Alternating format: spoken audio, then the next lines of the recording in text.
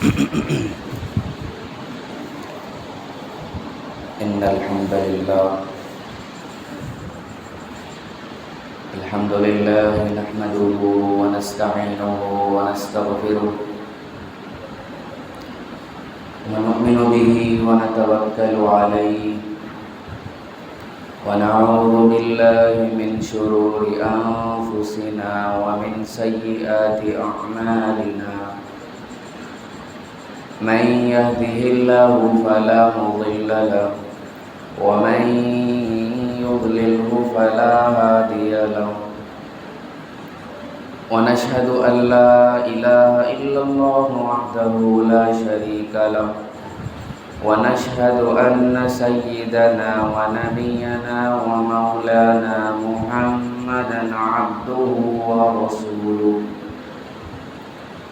صلى الله تعالى عليه وعلى آله وأصحابه وأزواجه وذرياته وأهل بيته أجمعين أما بعد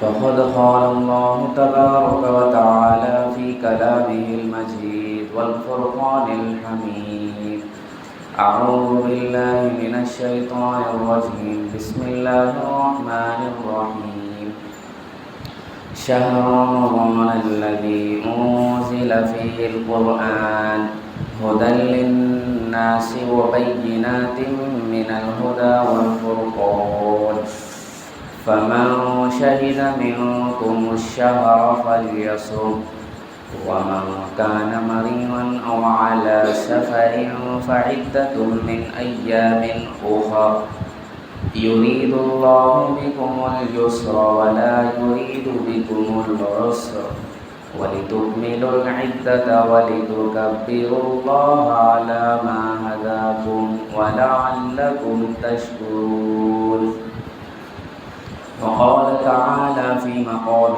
آخر يا أيها الذين آمنوا كتب عليكم الصيام كما كتب على الذين من قبلكم لعلكم تتقون وقال رسول الله صلى الله عليه وسلم من صام رمضان إيمانا واحتسابا غفر له ما تقدم من ذنبه أو كما قال صلى الله عليه وسلم صدق الله العظيم وصدق رسوله النبي الكريم ونحن على ذلك لمن الشاهدين والشاكرين والحمد لله رب العالمين.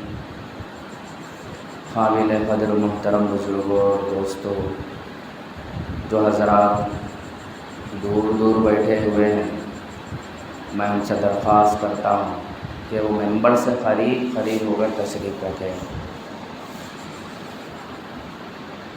محترم بزرگوں اور دوستوں، قرآن کریم کی کچھ آیات تلاوت کی گئی ہے اور رسول اللہ صلی اللہ علیہ وسلم کی حدیث مبارکہ پڑھی گئی۔ قرآن مجید میں اللہ تعالیٰ نے فرمایا یا ایھا الذین آمنوا کتب علیکم الصیام، اے ایمان والو، جہاں جہاں بھی اللہ تعالیٰ نے یا ایھا الذین کا لفظ استعمال فرمایا، یا ایھا الذین آمنوا، وہاں پر اللہ تعالیٰ نے خاص طور پر ایمان والوں سے بہت سارے احکامات، بہت ساری چیزیں ان سے ارشاد فرمائی۔ قرآن مجید میں اللہ تعالیٰ نے جگہ جگہ اوروں سے بھی خطاب کر کے ارشاد فرمایا، جیسے غیروں سے اللہ تعالیٰ نے ارشاد فرمایا یا ایھا الذین کفروا لا تعتذروا اليوم۔ تو اللہ تبارک و تعالیٰ نے جہاں جہاں بھی یا ایھا الذین آمنوا کہہ کر ارشاد فرمایا، وہاں پر خاص طور پر ایمان والے مراد ہے، اور ان سے اللہ تعالیٰ اپنا پیغام پہنچانا چاہتے ہیں۔ اس آیت میں اللہ تعالیٰ نے ارشاد فرمایا یا ایھا الذین آمنوا کتب علیکم الصیام، اے ایمان والو تم پر روزے فرض کر دیے گئے۔ کما کتب علی الذین من قبلکم، جیسا کہ پچھلی امتوں میں بھی تم سے پہلے فرض کیے گئے تھے۔ تم یہ نہ سمجھو کہ صرف ہم پر ہی فرض کیے گئے تھے، پچھلی امتوں میں بھی اللہ تعالیٰ نے جس طرح نماز کو فرض کیا تھا، اسی طرح اللہ تعالیٰ نے روزے کو بھی فرض کیا۔ روزے کا مقصد کیا ہے؟ لعلکم تتقون، تمہارے دل میں اللہ کا ڈر پیدا ہو جائے۔ اور بزرگان دین فرماتے ہیں کہ آپ ہمیشہ اپنے دل میں رمضان المبارک کا احترام باقی رکھیں، رمضان المبارک کا ادب باقی رکھیں۔ اللہ تعالیٰ کو رمضان کا ادب بہت زیادہ پسند ہے۔ نزہۃ المجالس نامی ایک کتاب ہے، اس میں ایک واقعہ لکھا ہوا تھا کہ اس دور میں ایک مجوسی تھا اور غیر مسلم ہمارے درمیان میں رہتے تھے اور ہماری تعداد بہت زیادہ تھی، ہم ان میں غالب تھے۔ تو اس مجوسی کا ایک لڑکا تھا، اس نے رمضان المبارک میں کھلے عام کھانا کھایا، تو اس مجوسی کو بہت زیادہ غصہ آیا اور اس نے ڈانٹ ٹپٹ کر کہا کہ تجھے کو شرم نہیں آتی، تجھے کو حیا نہیں آتی کہ تو رمضان المبارک کے مہینے میں، مقدس مہینے میں، وہ مہینہ جس میں بچے سے لے کر بوڑھے تک روزے رکھتے ہیں، تو ان کے محلے میں جا کر کھلے عام کھانا کھاتا ہے۔ اس کو بہت زیادہ ڈانٹا۔ خیر بات ختم ہوئی۔ کچھ عرصے کے بعد اس مجوسی کے پڑوس میں ایک بزرگ رہا کرتے تھے۔ جب اس مجوسی کا انتقال ہوا تو ان بزرگ کو خواب میں دکھلایا گیا کہ وہ مجوسی جنت کی بہاروں میں۔ تو ان بزرگ نے اس مجوسی سے کہا کہ آپ تو مجوسی تھے، اللہ کی پرستش کرنے والے نہیں تھے، آگ کی پرستش کرنے والے تھے، آپ کس طرح جنت میں آئے؟ تو اس مجوسی نے کہا جواب میں کہ ایک مرتبہ میرے بیٹے نے رمضان المبارک میں مسلمانوں کے محلے میں کچھ کھایا، تو میں نے رمضان المبارک کے ادب کی وجہ سے اس کو ڈانٹا تھا۔ اللہ تعالیٰ کو میرا یہ عمل اتنا پسند آیا کہ اللہ تعالیٰ نے موت سے پہلے مجھے ایمان کی توفیق عطا فرما دی اور میں کلمہ پڑھ کر دنیا سے رخصت ہو گیا، اسی لیے میں اب جنت کی بہاروں میں ہوں، جنت کے مزوں۔ سوچنے کی بات ہے، جو بندہ رمضان المبارک کا صرف اتنا ادب کرتا ہے تو اللہ تعالیٰ کو یہ عمل اتنا پسند آتا ہے کہ اللہ تعالیٰ اس کو ایمان کی توفیق سے نواز دیتے۔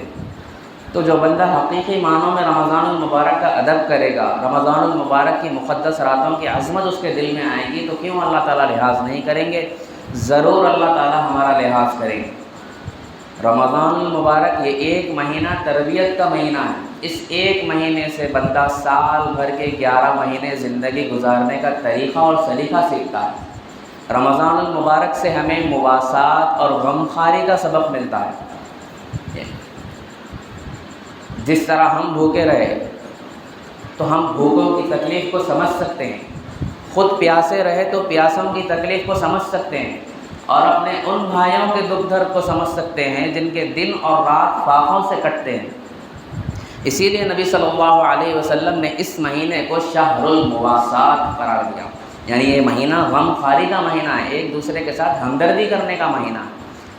اور اس مہینے کے آخر میں اللہ تعالیٰ نے صدقہ فطر کو واجب قرار دیا تھا کہ صاحب ثروت لوگ، مالدار لوگ، صاحب استطاعت لوگ وہ اپنے غریب مسلمان بھائیوں کو بھی اپنی خوشی میں، اپنی مسرت میں شامل کریں۔ اسی طرح اللہ تعالیٰ نے زکوٰۃ کو بھی فرض فرمایا، اور یہ سبق صرف سال بھر ایک مہینہ یاد رکھنے کا نہیں، سال بھر یاد رکھنے کا ہے کہ ایک مسلمان دوسرے مسلمان کے کام آئے، دوسرے مسلمان کی پریشانی کو اپنی پریشانی سمجھے، دوسرے کی تکلیف کو اپنی تکلیف سمجھے۔ یہ سال بھر یاد رکھنے کا مہینہ ہے۔ اور بڑے افسوس کی بات ہے، ہم مسلمانوں کے اندر یہ ایک المیہ بن گیا ہے کہ آہستہ آہستہ ہمارے دلوں سے آپسی محبت اور الفت، آپسی بھائی چارگی آہستہ آہستہ اب ختم ہوتی جا رہی۔ پہلے ایسا ہوتا تھا کہ جب دو شخص روڈ پہ کنارے میں کہیں آپس میں بحث و مباحثہ کر رہے ہوں تو تیسرا بچانے کے لیے جاتا تھا، تیسرا صلح کرنے کے لیے جاتا تھا۔ اب حال ایسا ہو گیا کہ جب دو شخص آپس میں لڑائی کر رہے ہو تو تیسرا ویڈیو بنانے جاتا کہ کس طرح یہ دونوں زیادہ سے زیادہ بحث و مباحثہ کریں تو میں کچھ سوشل میڈیا پہ چند ویوز میں کماؤں اور ان ویوز کے ذریعے سے میں کچھ انکم اپنی اس کا ذریعہ بناؤں۔ تو میں یہ عرض کر رہا تھا کہ ہر شخص اپنی زندگی میں مصروف ہے، ہر شخص اپنی زندگی میں مگن ہے۔ صاحب ثروت لوگ، مالدار لوگ، صاحب استطاعت لوگ وہ اپنی دولت کے نشے میں چور ہیں۔ امت کے محتاج اور ضرورت مند لوگوں کا ان کو خیال نہیں۔ شادی بیاہ میں فضول خرچی، فضول رسمیں ان کے پیشہ بن گئی۔ بیچارے کم آمدنی والے لوگ جو بیچارے ان کی اتنی آمدنی نہیں ہوتی، پھر بھی وہ عزت کے خاطر وہ بوجھ کو برداشت کرتے ہیں۔ یہ تمام تر چیزیں رمضان المبارک کے ایک مہینہ کورس سے درست ہو سکتی ہیں۔ اسی طرح روزہ ہمیں اس بات کا عادی بناتا ہے کہ ہم اپنی تمام تر خواہشوں کو اللہ کی خوشی پہ قربان کر دیں۔ صرف بھوکا اور پیاسا رہنے کا نام روزہ نہیں۔ بھوک اور پیاس تو ایک معنی میں برداشت کیا جا سکتا ہے، لیکن روزے کی حالت میں، حالت روزہ میں غیبت سے بچنا، برائی سے بچنا اور گالی گلوچ سے بچنا، ان تمام چیزوں سے بچنا بے حد ضروری ہے۔ کتنے ایسے مسلمان ہیں، کتنے ایسے لوگ ہیں جو روزے کی حالت میں بھی ایک دوسرے کی برائی کرتے ہوئے نظر آتے ہیں، ایک دوسرے کی غیبت کرتے ہوئے نظر آتے ہیں، ایک دوسرے پر طعن و تشنیع کرتے ہوئے نظر آتے ہیں، ایک دوسرے پر عیب لگاتے ہوئے نظر آتے ہیں۔ اس میں خاص طور پہ عورتیں سر فہرست شامل ہیں۔ اس سے بچنا بہت ضروری ہے۔ رمضان المبارک میں اللہ تعالیٰ نے بہت ساری حلال چیزیں تھیں، ان کو حرام قرار دیا۔ آپ بتائیں کھانا کہاں حرام تھا، لیکن رمضان میں روزے کی حالت میں اللہ نے کھانا کھانے کو بھی اللہ تعالیٰ نے حرام قرار دیا۔ پانی پینا حلال تھا، اللہ تعالیٰ نے رمضان المبارک میں روزے کی وجہ سے پانی پینے کو بھی حرام قرار دیا۔ مباشرت جو عام حالات میں حلال تھی، اس کو اللہ تعالیٰ نے رمضان میں روزے کے دنوں میں اللہ تعالیٰ نے اس کو حرام قرار دیا۔ تو جو چیزیں پہلے سے حرام تھی، جیسے غصہ کرنا، غیبت کرنا، چغلی کرنا، برائی کرنا، آپس میں ایک دوسرے کے ساتھ گالی گلوچ کرنا، سود لینا، سود دینا، یہ تمام چیزیں تو عام حالات میں غیر رمضان میں بھی حرام تھی، تو رمضان میں تو بدرجہ اولا حرام تھی۔ جو چیزیں حلال تھیں اللہ تعالیٰ نے اس کو حرام قرار دیا، تو جو چیزیں حرام ہیں اس کو تو بدرجہ اولا اللہ تعالیٰ نے اس کو حرام قرار دیا۔ اس سے بچنا بے حد ضروری ہے۔ قرآن مجید میں اللہ تعالیٰ نے فرمایا وَيْلٌ لِكُلِّ هُمَزَةٍ لُمَزَةٍ، خرابی ہے، بڑی تباہی ہے، بڑی ہلاکت ہے ان لوگوں کے لیے جو ایک دوسرے پر پیٹھ پیچھے عیب لگاتے ہیں، منہ پہ طعنہ دینے کے عادی ہوتے ہیں۔ اس سے بچنا بے حد ضروری ہے۔ ایک بات تو یہ ہوئی۔ دوسری بات یہ ہے کہ ہر شخص یہ عہد کرے، اللہ تعالیٰ سے یہ وعدہ کرے کہ اے اللہ، میں اس رمضان المبارک کے برکت سے، اس رمضان المبارک میں اپنے آپ کو 5 وقت کا نماز کا عادی بناؤں گا۔ اور ہر شخص یہ عہد کرے کہ میں ہر نماز کو باجماعت ادا کرنے کی کوشش کروں گا، چاہے وہ تجارت کرنے والے ہو، ہوٹل لائن میں کام کرنے والے ہو، بزنس میں کام کرنے والے ہو، مزدوری کرنے والے ہو، کوئی بھی ہو، کسی حالت میں نماز معاف نہیں۔ ہر حال میں اپنے آپ کو 5 وقت کا نماز پڑھنے کا عادی بنائیں۔ اور یہ صرف ایک مہینہ نہیں، سال بھر یاد رکھنے کا سبب ہے۔ اللہ تعالیٰ سے عہد کریں، اللہ تعالیٰ سے وعدہ کریں۔ ایک مرتبہ حضرت عبداللہ بن مسعود رضی اللہ تعالیٰ عنہ صحابی رسول فرماتے ہیں کہ میں ایک مرتبہ بازار میں تھا کہ صحابہ اکرام آپس میں خرید و فروخت کر رہے تھے کہ اچانک نماز کا وقت ہو گیا، تو تمام صحابہ اکرام نے اپنی اپنی دکانوں کو لاک کیا، اپنی اپنی دکانوں کو بند کر دیا اور فوراً مسجد کی طرف چلے گئے۔ فرماتے ہیں کہ اللہ تعالیٰ کو یہ عمل اتنا پسند آیا کہ ان صحابہ اکرام کی شان میں اللہ تعالیٰ نے قرآن کریم میں آیت نازل فرما دی، رجال لا تلہیہم تجارت ولا بیع عن ذکر اللہ واقام الصلاۃ وایتاء الزکاۃ۔ ہمارے کچھ بندے ایسے ہیں جن کو تجارت اور خرید و فروخت اللہ کی یاد سے غافل نہیں کرتی۔ آج ہمارا حال ایسا ہے کہ ذرا سا اگر رش دیکھ لیے ہم گراہک کا، کسٹمرز کا، تو ہم نماز کو چھوڑ دیتے ہیں، اور خود سیٹھ صاحب بولتے ہیں کہ بھائی ابھی تھوڑی دیر ٹھہرو، آپ نماز پڑھنے چلے جاؤ، میں آپ کو چھوڑ دوں، آپ قضا کرنے کا آپشن ہے آپ کے پاس۔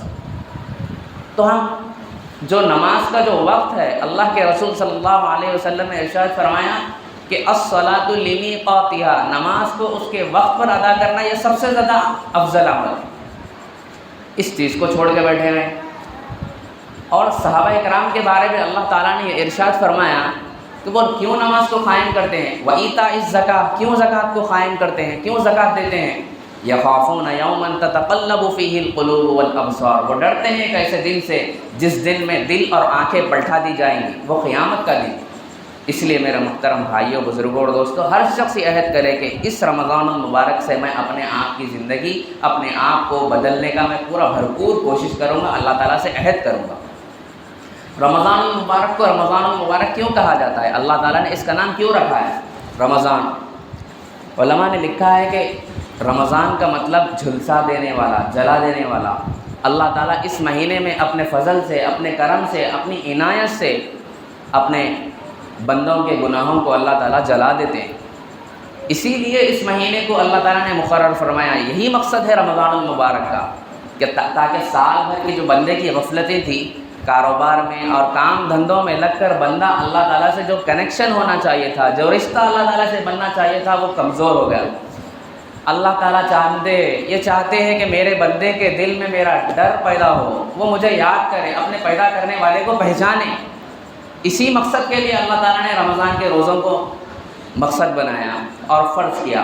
جیسے قرآن میں آتا ہے، یا ایھا الذین آمنوا کتب علیکم الصیام کما کتب علی الذین من قبلکم لعلکم تتقون۔ اے ایمان والو، تم پر روزے اس لیے فرض نہیں کیے گئے تھے کہ تم صرف بھوک و پیاس رہو، تم پر روزے صرف اس لیے فرض کیے گئے لعلکم تتقون، تمہارے اندر اللہ کا ڈر پیدا ہو جائے۔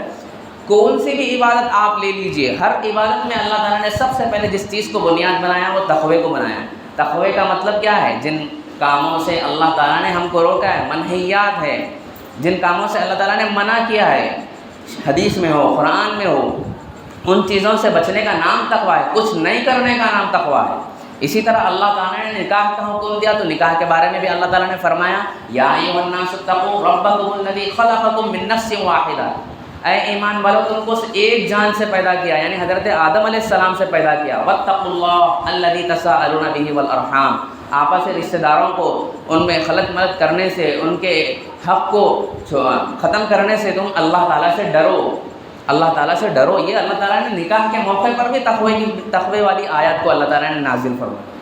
اسی طرح قربانی ہے، قربانی میں مسلمان ہزاروں اور لاکھوں جانوروں کو قربان کرتے ہیں اللہ کی راہ میں۔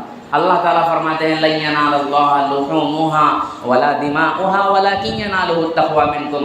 اے مسلمانوں، اللہ کے پاس نہ قربانی کا گوشت پہنچتا ہے، نہ اس کا خون پہنچتا ہے، لیکن پھر کیا پہنچتا ہے؟ ولکن ینالہ التقوی منکم، اللہ کے پاس تمہارے دل کا تقوی پہنچتا ہے۔ تو جو بھی عبادت کا اللہ تعالیٰ نے ہمیں حکم دیا، اس میں خاص طور پر اللہ تعالیٰ نے تقوی کو بنیاد بنایا کہ یہ جو تم پر روزے فرض کیے گئے ہیں، اس میں خاص طور پر اللہ تعالیٰ چاہتے ہیں کہ تمہارے دل میں اللہ کا ڈر پیدا ہو جائے۔ اور یہ رمضان میں جو روزے رکھتے ہیں، یہ تقوی کے لیے بہترین تربیت ہے، یہ بہترین ذریعہ ہے روزہ۔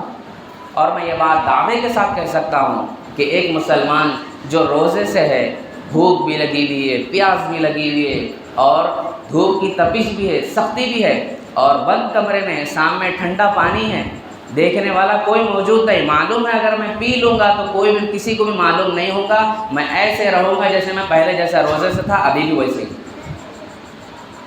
تو اس حالت میں بھی وہ مسلمان بندہ، کامل بندہ، بھوک کو بھی برداشت کرے گا، پیاس کو بھی برداشت کرے گا، دھوپ کی تکلیف کو، دھوپ کی شدت کو بھی برداشت کرے گا، لیکن پانی کے گلاس کی طرف ہاتھ نہیں بڑھائے گا۔ فرماتے ہیں اللہ تعالیٰ کو یہ عمل اتنا پسند آتا ہے، اتنا پسند آتا ہے، اسی لیے رسول اللہ صلی اللہ علیہ وسلم نے فرمایا، حدیث قدسی، اللہ تعالیٰ فرماتے ہیں، الصوم لی وانا اجزئ بہ، روزہ میرے لیے اور میں خود اس کا بدلہ ہوں۔ یعنی بہت سارے اعمال ایسے ہیں کہ جس میں اللہ تعالیٰ بدلے میں جنت عطا فرماتے ہیں، کہ جن کاموں سے اللہ تعالیٰ نے منع کیا ہے، بندہ اس کاموں سے بچتا ہے تو اللہ تعالیٰ جہنم سے اس کو نجات عطا فرماتے ہیں۔ لیکن جو بندہ روزہ رکھتا ہے، روزے کی وجہ سے اللہ تعالیٰ فرماتے ہیں کہ اس کا بدلہ میں خود ہوں۔ اس لیے ہر شخص یہ عہد کرے، اللہ تعالیٰ سے دعا کرے کہ اے اللہ، اس مہینے کی جو برکات ہے، اس مہینے کے جو مقدس راتیں ہیں، ان میں خوب طور پہ اچھی عبادت کروں گا، اور اپنے دل میں تقوی کے لیے جو اللہ تعالیٰ نے ذریعے بنائے ہیں، روزہ اللہ تعالیٰ نے فرض کیا ہے، اس کو میں اپنی زندگی میں لے کے آؤں گا۔ اللہ تعالیٰ سے دعا ہے جو کچھ کہا گیا سب سے پہلے مجھے اور پھر اس پر آپ سب کو عمل کرنے کی توفیق عطا فرمائے۔ وآخر دعوانا ان الحمد للہ رب العالمین۔